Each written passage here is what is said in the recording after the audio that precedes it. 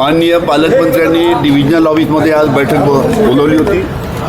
कालची जी बारूद फॅक्टरीमध्ये म्हणजे एक्सप्लोजिव्ह फॅक्टरीमध्ये जी दुर्घटना झाली, आपल्या माहितीसाठी सांगतो की नागपूर परिसरामध्ये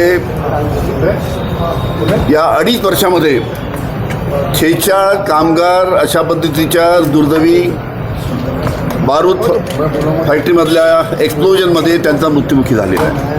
2.5 वर्षात 46 कामगार मृत्युमुखी पावले आणि त्याच्यामध्ये यांच्या बाबतीत सुरक्षिततेच्या बाबतीत योग्य काळजी सर्व युनिटने घेतली पाहिजे. याच्यासाठी ज्या काही संस्था आहेत, पेसो आहे, डिश आहे.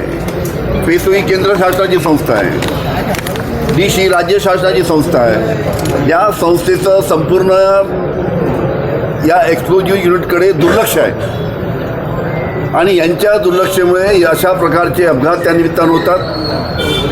आम्ही मागे सांगितलं होतं की जे युनिट, जो कारखाना, जो बारूद कारखाना नियमाचं पालन करत नाही तो बंद करा.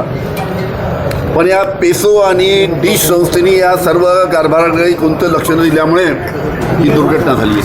मी 6 महिन्यापूर्वी माननीय मुख्यमंत्र्यांना पत्र लिहिलं की या सर्व युनिटचं सेफ्टी ऑडिट झालं पाहिजे. मुख्यमंत्र्यांनी ते पत्र पेसोकडे पुढील कारवाईसाठी पाठवलं, पण पेसोनी त्याच्यामध्ये कोणतीही कारवाई केली नाही, थातूरमातूर कारवाई केली. मी जे 6 महिन्यांपूर्वी पत्र लिहिलं त्याच्यावर जर या सर्व कंपन्यांचं जर सेफ्टी ऑडिट झालं असतं तर कालच्या बारूद कारखान्याच्या दुर्घटनेमध्ये 18 कामगार मृत्युमुखी पावले नसते.